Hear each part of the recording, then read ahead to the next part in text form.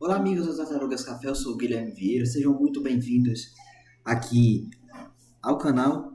E hoje nós temos um vídeo falando sobre dois assuntos, que é Aston Villa sendo o grande campeão da Liga Europa de 2025-26 e, é claro, o assunto que eu estava devendo para vocês, Ceará 2, Fortaleza 1.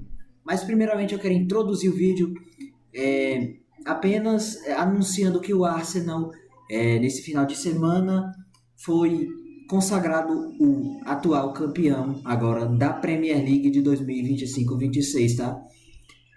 Como foi que isso aconteceu? O Arsenal venceu seu jogo contra o Burnley e aí o Manchester City acabou apenas empatando com o Bournemouth, né? Aí a diferença ficou grande, 4 pontos, aí na próxima rodada é só um, valendo 3. O Manchester City não vai conseguir mais alcançar o time do Arsenal e 22 anos depois os Gunners são os campeões da Premier League, tá? A última vez foi em 2004, naquele campeonato invicto em que Thierry Henry e companhia jogaram bola demais e o Arsenal, como eu já citei, não perdeu nenhuma partida, né? Mas eu vou falar mais sobre isso na grande final, no pré-jogo praticamente da grande final da Liga dos Campeões entre Paris Saint-Germain e Arsenal, né? Mas agora vamos abordar os assuntos do vídeo. Primeiramente eu quero falar de Aston Villa e Freiburg, né? O Aston Villa era uma final que eu não estava acompanhando muito a Liga Europa, mas quando chega assim a final eu gosto de ver, né? Finais, mesmo que eu não acompanhe, eu gosto de ver. Bem, aí a final foi Aston Villa e Freiburg, com os dois times fazendo essas campanhas. O Freiburg, ele na fase de liga fez 17 pontos, teve 5 vitórias, 2 empates e 1 derrota, ficando em sétimo lugar. Já passou direto para as oitavas de final na época. Nas próprias oitavas eliminou o Genk, né, da Bélgica, Celta de Vigo da Espanha, depois nas quartas de final foi sua próxima vítima, e na semifinal pegou o Braga de Portugal, né, para chegar a essa final. O Aston Villa na liga fez 21 pontos com 7 vitórias, 0 empate e 1 derrota. Ficou em segundo lugar atrás do Lyon, né? O Lyon que foi eliminado nas oitavas de final, se não me engano, para o Celta de Vigo também. No mata-mata eliminou o Lille nas oitavas de final, o Bolonha nas quartas e o Nottingham Forest nas semis, com direito a muitos gols, uma chuva de gols que fez aqui, né? E vamos lá. Os dois times chegam para essa final, ainda que eu não vi o palco exatamente da final. Vou até Liga, que é a Liga Europa. Vou até ver aonde que exatamente que foi essa final. Foi no Tüpraş Stadium, em Istambul, tá? Foi em Istambul a final da Liga Europa. Freiburg 0, Aston Villa 3. Cara, esse jogo, eu vou falar uma coisa sobre ele. No início, o Freiburg até estava tentando aguentar, estava subindo a pressão lá, mas toda vez que o Freiburg subia a pressão, o Aston Villa ainda assim encontrava brecha atrás, conseguia sair bem, né? E aí o time do Naemery, ele fez o seguinte, foi atacando, mas não foi criando chances grandes, mas ainda assim estava um pouco melhor do que o Freiburg, que não estava criando nenhuma, né? Só que o primeiro tempo foi basicamente esse jogo meio chato, meio morno, os dois times tentando sair da pressão do outro, sair da defesa, dos blocos de defesa que estavam realmente bem postados, né? Embora o Aston Villa tentasse criar uma chance ou outra com finalizações, né? Mas o Freiburg até ali estava suportando, né? Nós tivemos um lance muito polêmico, que foi uma entrada do Mary Cash, né, no jogador do Freiburg, se eu não me engano foi no Troy, perdão. Aí o que ele faz? Ele entra com as travas da chuteira quando vai tentar disputar uma bola. E vai na canela do cara. Foi até que em uma boa altura ali que podia gerar um cartão vermelho. Entretanto, muito provavelmente, o VAR não chamou, tá? Mas muito provavelmente a interpretação que ficou foi que aquilo era cartão amarelo porque o Mary Cash pegou na bola primeiro, tá? Cash pega na bola primeiro, depois pega na perna do adversário e acaba tomando o cartão amarelo e não o vermelho. Aí ficou uma discussão. Muita gente queria vermelho, outras pessoas queriam amarelo, né? Mas foi um lance muito polêmico, né? Só que continuou aquele marasmo, aquele jogo meio complicado, os times truncados se estudando, até que o Aston Villa vem para uma cobrança de escanteio, a bola é cobrada, aí tem o Morgan Rogers que pega essa bola aqui na esquerda, né? Foi escanteio cobrado curto. Ele manda na área, o Tielemans tá vindo aqui atrás, a marcação do Freiburg já tá lá vendida lá na frente. O Tielemans vindo aqui por trás consegue pegar a bola e bater e fazer um belo gol, um golaço maravilhoso, abrindo o placar, né? Isso deu confiança para o time de Birmingham, que fez o seguinte: vamos atacar mais, vamos imprimir uma pressão ainda maior. E aí, foi um grande vareio já nesse final de primeiro tempo. O Aston Villa vai lá, tenta mais uma ou duas vezes. O Emiliano Buendia pega uma bola de fora da área, dá um chute e faz outro lindo gol. E esse gol foi uma pintura, maravilhoso, né? Fazendo 2-0 para o time do Villa.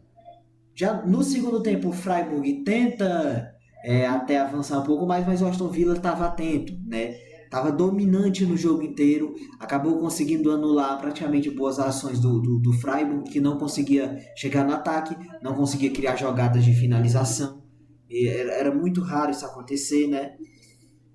E muitas vezes o goleiro, o Dibu Martinez, mal tocou na bola por muito tempo, né? Por muito tempo, por grandes intervalos de tempo. Depois, acabou que o Aston Villa fez o terceiro gol. Eu esqueci quem foi que fez. Foi o próprio Buendia, né? Buendia que fez aí. Não, foi o Morgan Rogers que fez o gol numa coisa assim, uma jogada bem trabalhada ali entre Maguin, entre também o próprio Buendia e entre o Morgan Rogers que finalizou a jogada, tá? E aí depois o Freiburg já, claro que não ia desistir, mas mesmo assim o Aston Villa diminuiu um pouco a marcação, começou a jogar no contra-ataque, e o Freiburg sem criatividade, a primeira final do time no caso de Europa, obviamente, nunca ganhou nada, e ainda assim é um time que precisa ser bem formado, precisa melhorar mesmo as peças. Freiburg ficou em sétimo na Bundesliga, vai para a Conference League no próximo ano. Mas é um time que ainda assim busca, tem projeto, porque já faz tempo que ele figura no top 10 disputando várias vagas europeias, tá? Ano passado a Europa League, próximo ano agora vai pegar uma Conference League. Então é um time que já está nas ligas europeias aí presente, né? Que na Bundesliga briga um pouco mais em cima, né? E tipo assim, também já foi para a final de DFB Pokal, perdendo para o Red Bull Leipzig, né? E cara, boa sorte aí o Freiburg, acho que para as próximas temporadas vai melhorando, vai conseguindo crescer bastante, mas parece que no momento atual não consegue levar em cima desse Aston Villa, que é um time de Champions, obviamente jogando Liga Europa. O Aston Villa na Premier League, vamos voltar um pouquinho aqui e procurar a Premier League, porque eu quero ver a classificação. Tá em quarto por enquanto, precisa vencer o próximo jogo deles, que será contra contra o City, o Manchester City, vai ser o próximo adversário do Aston Villa aqui no Etihad Stadium. O City que já não tem mais nada, né? Ganhou aí a FA Cup, né? Que eu não falei também sobre isso, mas o City ganhou a FA Cup, um jogo completamente morno em cima do Chelsea na crise, né? E o Aston Villa pode manter essa quarta posição e ele vai para a quarta posição como campeão, ele vai para a Champions aí como quarta posição da Premier League, perdão. Acontece que também tem a questão de ficar abaixo do Liverpool, apesar de ter vencido, pode ser que isso aconteça. Se o Villa perder o jogo e o Liverpool vencer o Liverpool, passa. E aí a vaga de Champions do Aston Villa vai para uma vaga de Portugal. E aí o segundo de Portugal, que eu acho que é o Sporting, não vai para a pré-Champions, vai para a fase de liga direto. Estou meio confuso aqui, mas parece ser isso mesmo. Tá? E é isso aí, Aston Villa, o Unai Emery fazendo uma bela temporada mais uma vez com o time. Na temporada passada acabou não conseguindo voltar para a Champions, apesar de ter conseguido essas quartas de finais maravilhosas, tá? Mas esse ano volta, consegue, por enquanto, esse quarto lugar, venceu a Europa League agora, vai para a Supercopa contra quem vencer de Arsenal ou Paris Saint-Germain, e é um time de Champions jogando Liga Europa, né? A verdade é essa, muito forte esse time do Aston Villa, favoritaço a ganhar desde sempre. O Unai Emery ganha seu quinto título, ele ganhou em 2014, 15, 16, 17, se eu não me engano, todas com Sevilha. Eu estranhei porque assim, o Sevilha, eu acho que é o contrário, 2013, 14, 15, não vou me lembrar muito bem aqui, mas o Sevilha, eu estranhei uma vez vendo os campeões da Europa League que o Sevilha tinha ganhado 3 seguidas, e foi nesses anos, né? Provavelmente descendo da Champions e vencendo a Liga Europa. Mas o Sevilha fez exatamente isso. Quem era o técnico na época? O Unai Emery. Ele também já treinou o Arsenal, não deu muito certa passagem lá. Treinou o Paris Saint-Germain, ganhou 2 Copas da França, ganhou 2 campeonatos franceses, 2 Supercopas francesas, né? E uma Liga Francesa, né? Uma vez apenas a Liga Francesa, né? Outra vez ele perdeu até para o Mônaco, se não me engano. Aí saiu do Paris Saint-Germain, agora foi pro Villarreal, no Villarreal ganhou outra Liga Europa com o Villarreal em cima do Manchester United, né, com o próprio Arsenal, foi para final de Liga Europa perdendo pro Chelsea, tá? Mas agora volta para essa Liga Europa vencendo com o Aston Villa agora em 2025-26, muito bem, muito campeão, 3-0 com autoridade, né, vencendo seu quinto título. Ele é um dos poucos que tem 5 títulos, né, europeu, apesar de não ter nenhuma Champions, ele tem Liga Conferência. Também passamos por um fato que pode acontecer de forma inédita, que são os ingleses vencerem nas 3, né, os ingleses fazerem o triplete, o hat-trick de títulos na Europa, né. O Crystal Palace na semana que vem vai jogar contra o Rayo Vallecano na quarta-feira, né, às 16 horas no horário de Brasília, e às 13 horas no horário de Brasília do sábado, dia 31, né? Não é esse sábado agora, nós vamos ter Arsenal e Paris Saint-Germain e Arsenal pela Liga dos Campeões, a grande final. Se o Arsenal vencer e se o Crystal Palace também vencer, vai acabar tendo um triplete, né? E nós vamos ter uma Supercopa de ingleses, né? Uma Supercopa da UEFA, como já aconteceu, por exemplo, com Chelsea e Liverpool na Supercopa de 2020, né? 2019 e 2020.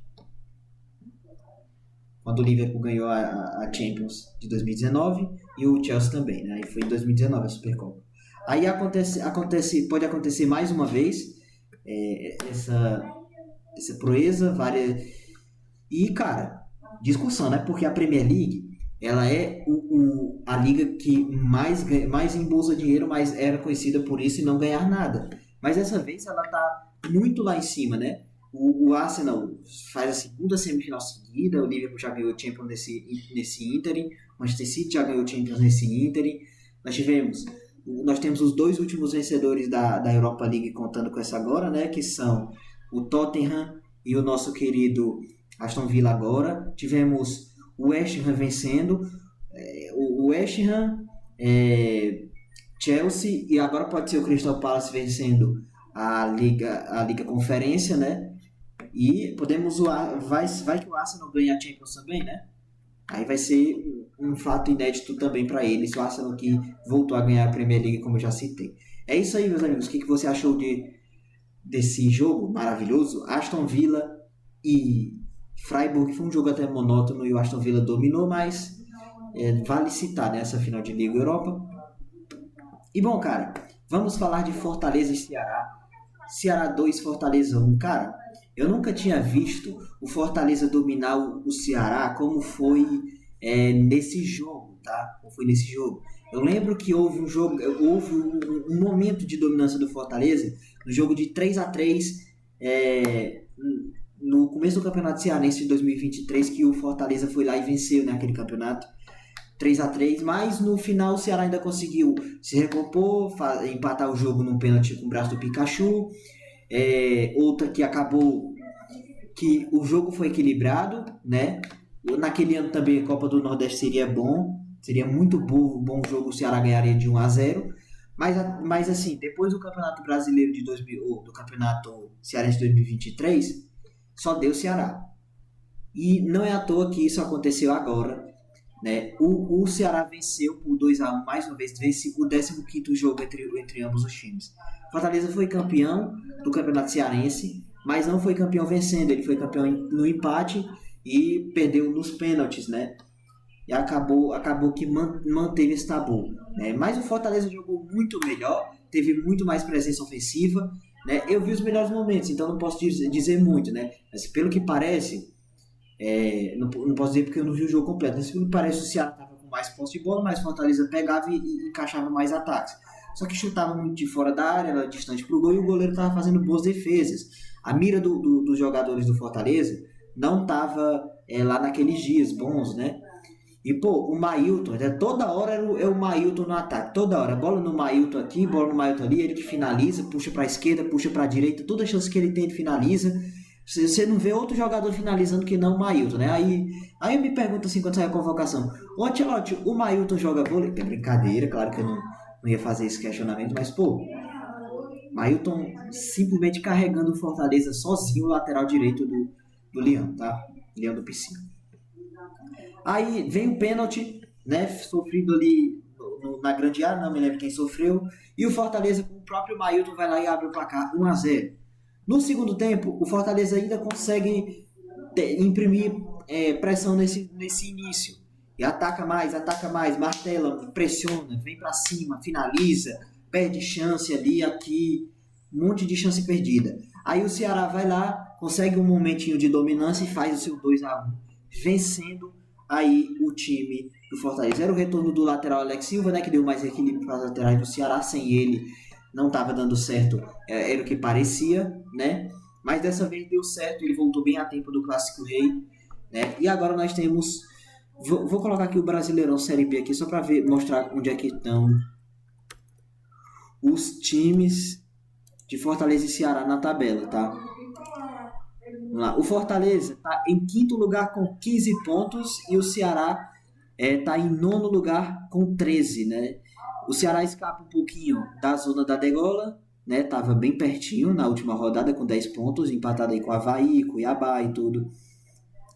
E o Fortaleza fica um pouquinho atrás com esses 15 pontos da zona de classificação, da zona de subida, né? Zona de acesso para a Série A. Eu acredito ainda que os dois times vão subir, né? É só o começo da temporada. O Ceará precisa se ajeitar mais do que o Fortaleza, mas o Fortaleza tem que ficar atento e tem que ganhar clássico, né? Também tem que ganhar clássico porque no Brasileirão principalmente vale ponto. Na Copa do Nordeste também pode valer uma eliminação, né? E é isso, galera. Eu vou ficando por aqui. Foi isso que eu queria falar dos dois jogos, principalmente do Fortaleza e Ceará, né? O meu público cearense deve estar esperando isso aqui. Bom, eu vou deixar aqui no canal vou deixar aqui no link o canal de inscrita, tá? Um link na descrição. O link de mais um episódio, eu vou deixar da playlist inteira, porque saiu mais um episódio da nossa querida mitologia guilhermiana, saiu o episódio número 7, e agora nós finalmente temos um grande herói, né? Mas para você entender a história desse herói, você vai precisar entender toda a história do panteão da mitologia guilhermiana. Então comece pelo capítulo 1, Gênesis dos Tempos, e vai evoluindo, tá? É isso aí, eu vou ficando por aqui. Muito obrigado a você que assistiu. Até a próxima. Fui!